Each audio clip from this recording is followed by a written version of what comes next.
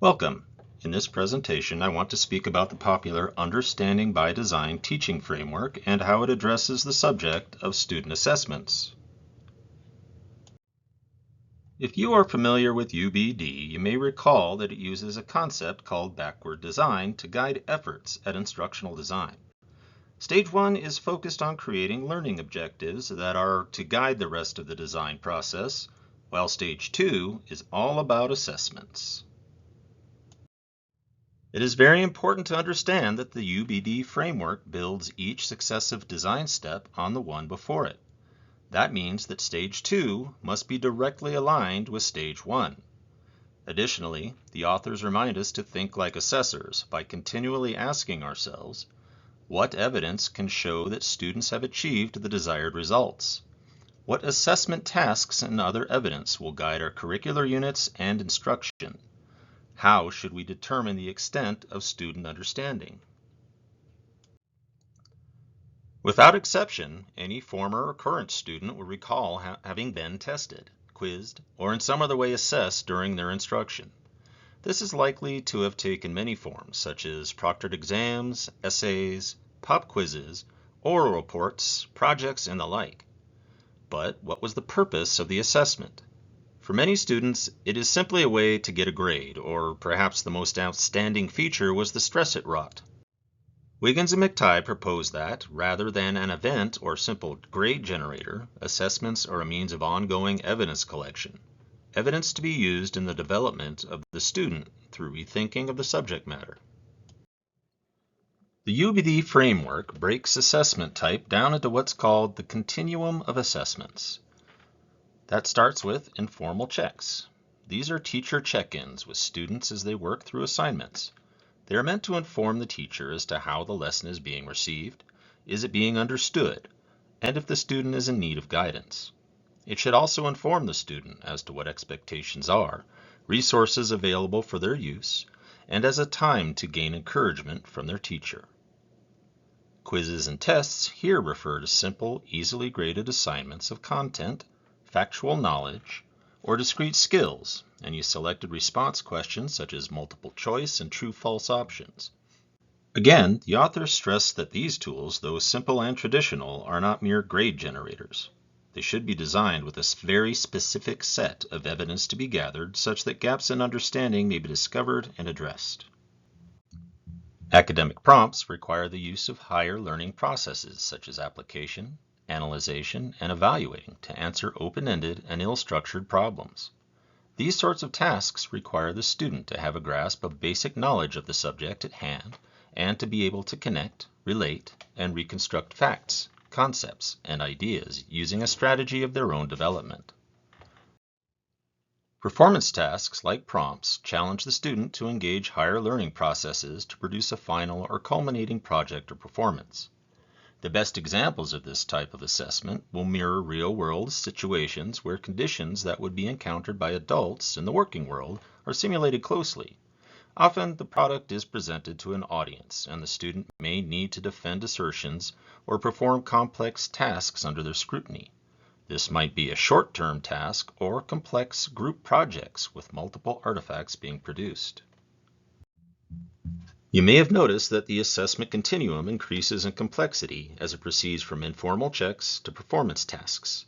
It is also true that the assessment frequency changes with the complexity, becoming less frequent as the difficulty rises. For example, check-ins with students could be a daily occurrence, while tests and quizzes are more likely to be weekly or bi-weekly. Prompts require preparation, so they may occur quarterly during the unit, and performance tasks, being summative in nature, will likely occur at the end of the unit. When designing assessments, McTighe and Wiggins suggest that they not only be aligned with course objectives, but also that the instructor use one or more of the 6 facets of understanding to create effective tools. For example, quizzes and tests meant to assess foundational knowledge in discrete concepts might be designed with the explanation facet in mind, where a student must not only demonstrate recall, but also be able to explain concepts in their own words. More complex assessments, such as writing assignments, might require several of the facets. Interpretation, application, and perspective could be worked into the assignment, depending on the course level and objectives. There are a great many assessment templates and prompts out there, having been built up over the years of school curricula. So I would like to talk about applications that allow instructors to create their own assessments digitally. All of the apps I looked into had the ability to get real-time evidence from all students by hosting the class online using an access code, and there are a lot. For instance, Mentimeter allows the instructor to create multi-slide presentations with a wide variety of formative quiz options, like multiple choice and fill in the blanks. Assistments is a math-focused service which allows importation of questions from a school's own math curriculum, as well as an extensive database of ready-made ones. Kahoot is a platform for creating fun and engaging quizzes with a competitive game feel to them. It also provides rankings and allows the instructor to see answers real time. The app that I like most and decided to try to use is Pear Deck. Like the other apps, it allows you to create a wide variety of questions and prompts that are organized around where in the lessons they're likely to take place, the beginning, during, or the end. What captured my attention is the ability to sync with Google Slides and add formative assessments into existing presentations.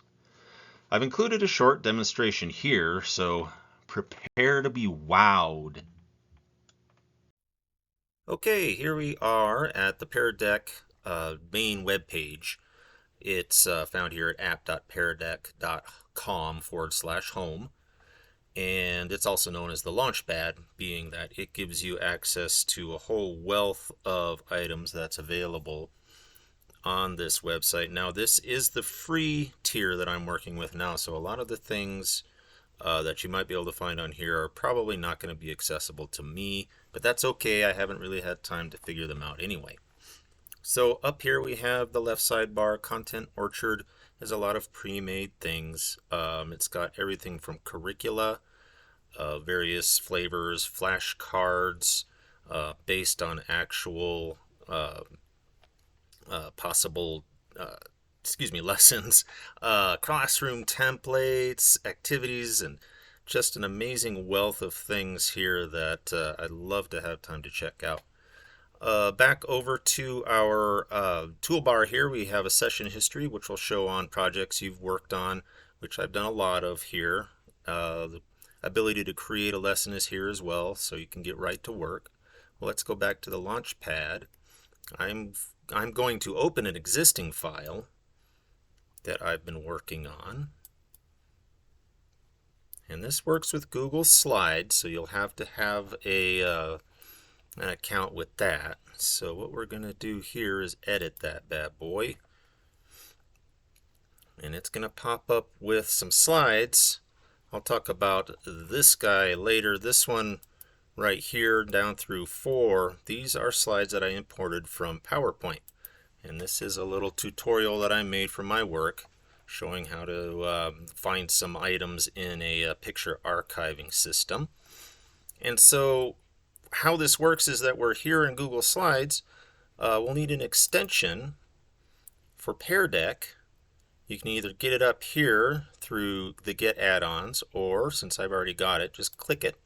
That will open up a right sidebar here and give you templates and some of the really interesting stuff that you can do here. So let's come back here.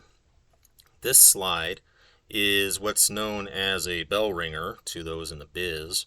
And what it's meant to do is get people aligned and ready to take on a lesson. So I just added that on here, and when we do well, you'll see what it looks like when we do the presentation. It's pretty slick. Students will log in through their personal devices here, and then we'll be able to answer this question, and that will show up on my display and will be ready for me to respond to or to do so later. Let's see here. So if we start with our first one, we'll go through our lesson, presumably, and let's say we're going along and I want to stop people and say, okay, let's make sure that they're actually understanding. What we'll end up doing here then is to add a question, and it will allow me to go ahead and say, okay, here's my question. What's the best way to look up a patient examination, we can say accession number, first name, or favorite color, TOLOR, and then we update our slide. Okay, and then usually it's best to go ahead and throw in a prompt on there in the form of a text question here. So we'll say quiz, what is the best way to look up an exam? Just for an example. Okay. Alrighty, so the first thing I like to do is just go ahead and look at the slideshow here. Make sure that everything shows up. Oopsie. Slideshow. This is what it's going to look like to the patient, or excuse me, to the student. This is showing me exactly the slide I was looking at. So this is what I'm looking for, making sure that shows up. Okay, so if we're going to start a lesson, we'll have to choose whether it's live or student-paced. We'll do live.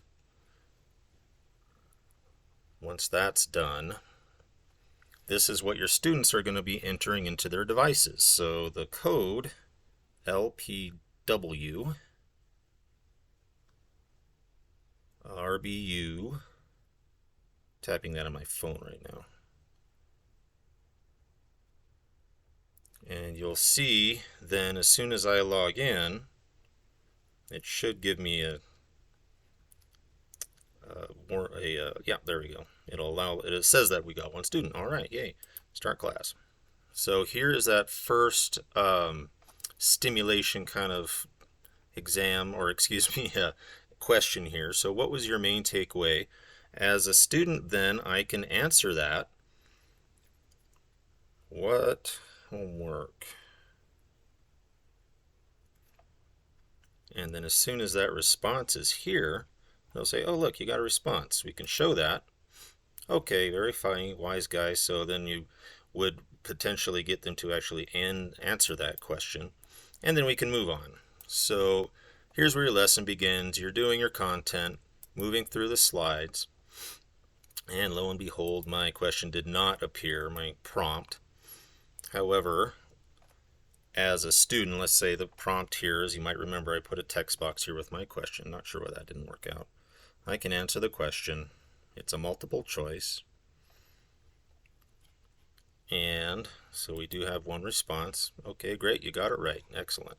And this will show you how many people answered what question. So you can go over, if there's a question that people just are not getting, you can either figure out whether or not you didn't teach that to them or you just had a bad question.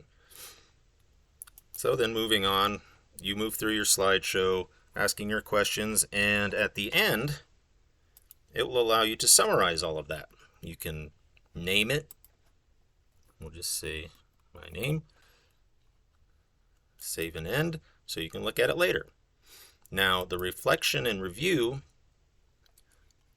will allow you to go student by student and check out what their answers were to your questions and see whether or not that person seems to be getting the message you're putting across. So there's just a great amount of stuff that you can do here. I really am kind of looking forward to checking it out in my little world of tutoring people at my work. So I can only imagine what people who already have some experience teaching could be able to do with this.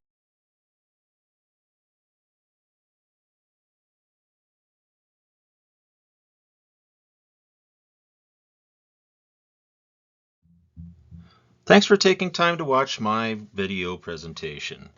Tune in next time so I can drop some more serious knowledge on y'all.